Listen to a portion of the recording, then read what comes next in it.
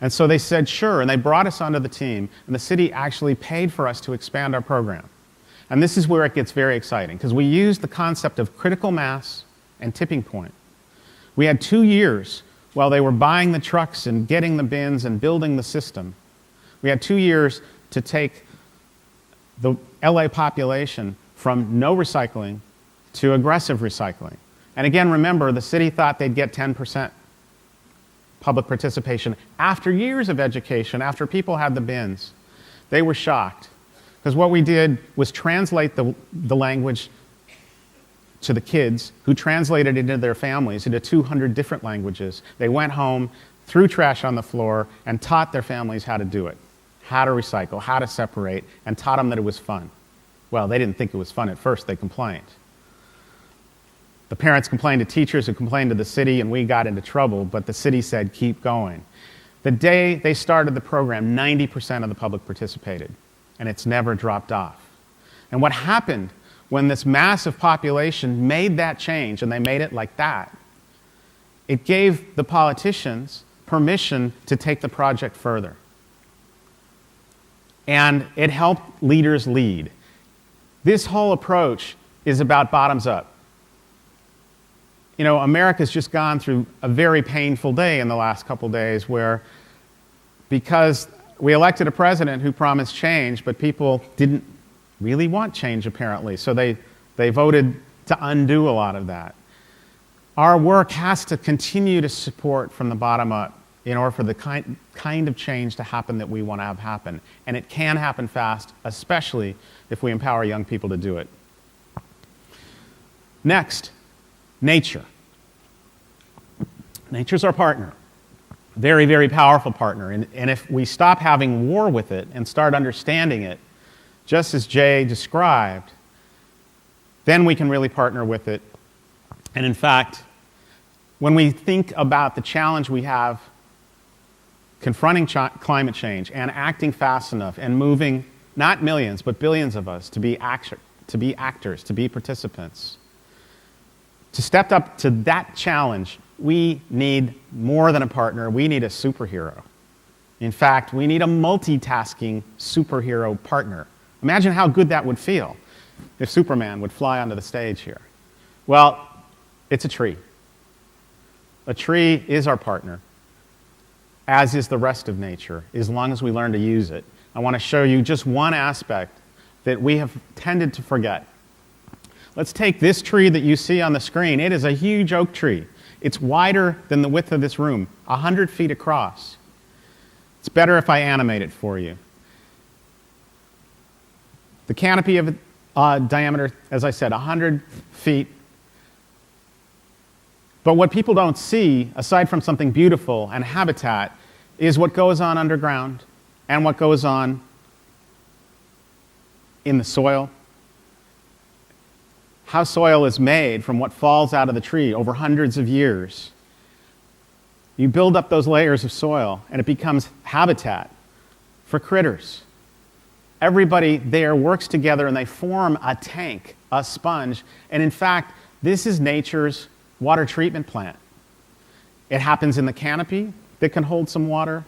Underneath that whole area, how it works is when it rains, water is captured in the canopy and held. The first 1/10 of an inch of rainfall in the leaves. It's slowed down and slowly released down into the soil. That area attracts more water that flows in over the surface, and the area fills with water that's got pollutants, maybe from critters, maybe from runoff from the streets. When it's in there, all the critters that you saw work together as a community, and they treat it, and they purify it as the water moves through. This is always how water has moved from the clouds down into our aquifer. The scientists tell us, U.S. Forest Service scientists, that this area holds 57,000 gallons in a 10-inch or 12-inch rainfall. That's a lot of water. You take it away, and what do you get? You get a flood. You've also lost that water from your aquifer. You've lost it from your local water supply. You've sent the soil with it. You've begun to trigger what's known as collapse. Because when the soil leaves, you lose your ability to grow food. You're hurting people downstream. 57,000 gallons in one very large tree. Imagine what happens as we pave over land. So this is the fundamental building block that we need to use as our partner in many cities. I know, like Hong Kong is very much like Los Angeles. We spend so much money throwing away the rainfall, and we spend even more bringing in water that we could have harvested. What I'm about to show you is what happened when the community got together with government, with business, and took the ultimate model of biomimicry and retrofitted a neighborhood. Go for the video now.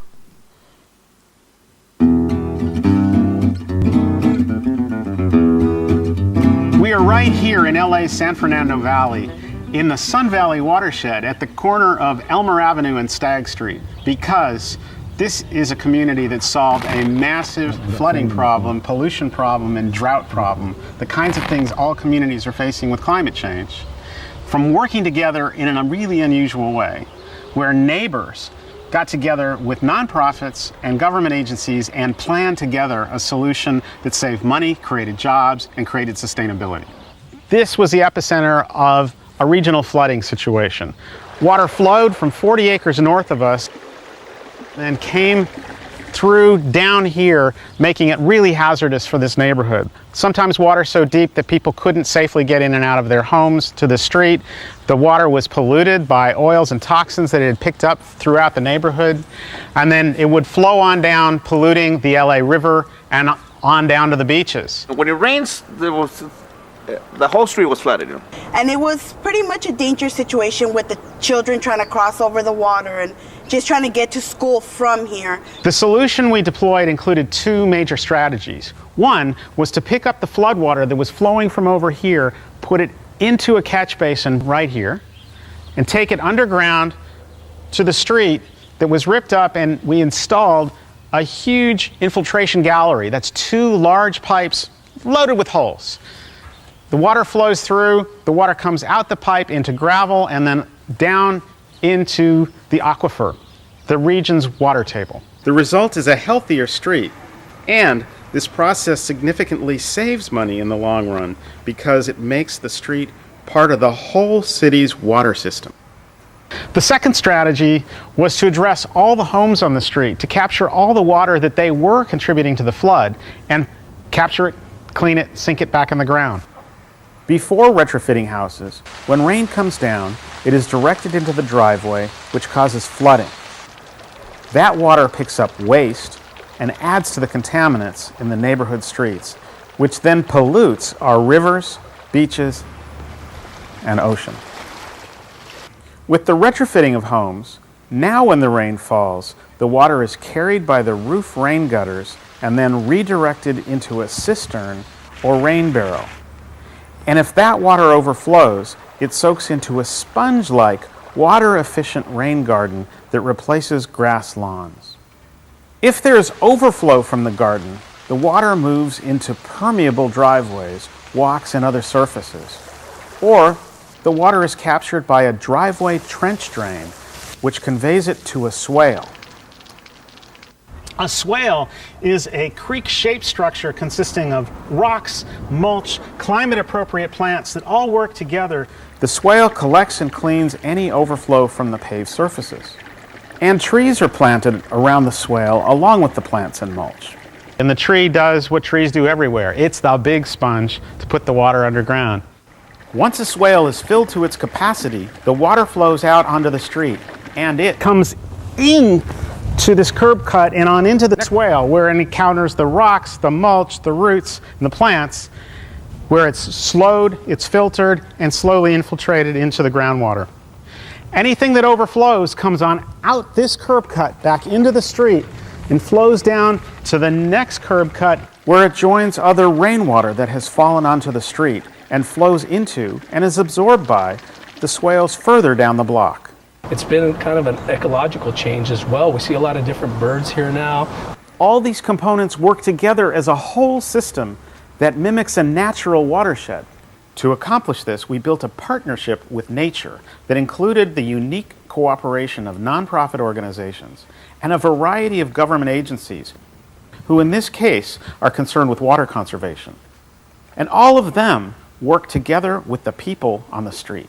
One of the things that the residents requested were streetlights, and so we found a way to incorporate these pretty innovative solar streetlights that you can see a solar panel up there. They capture the sun during the day and have great radiation, the same as the ones that are on the grid at the city, but these are completely off the grid. They're not connected to anything, and so they don't take any power.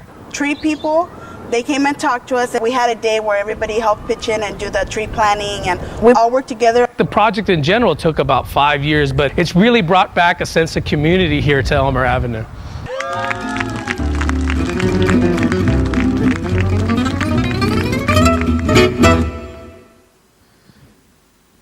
You can cut that.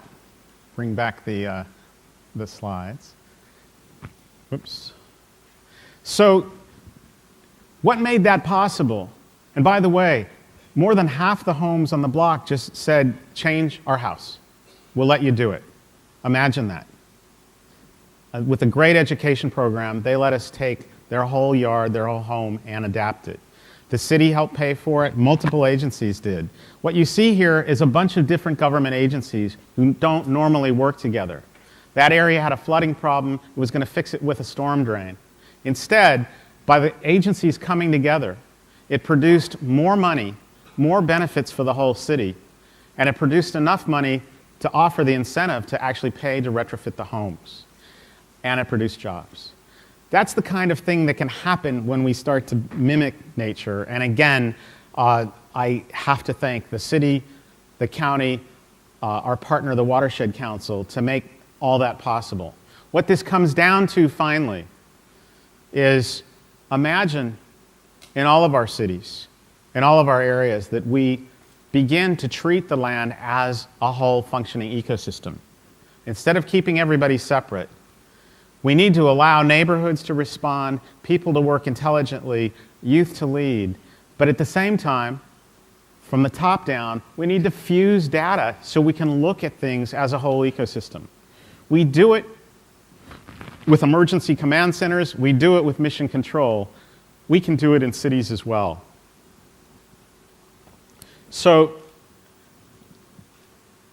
the fact is, it is possible to reach out to our people, especially young people.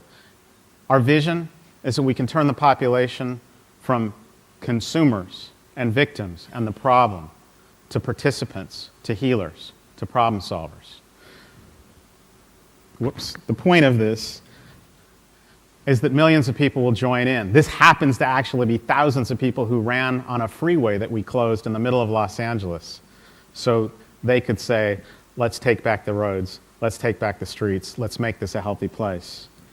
We can do it, and I want to thank you for sharing the dream, for committing your lives, as I know you all have, to this work. As we move on from here, I hope we'll just keep reflecting back to the stories we heard, to the science we heard, to the hope we've been given, and get strength as we buckle up and move on to the big challenge ahead. Thank you so much.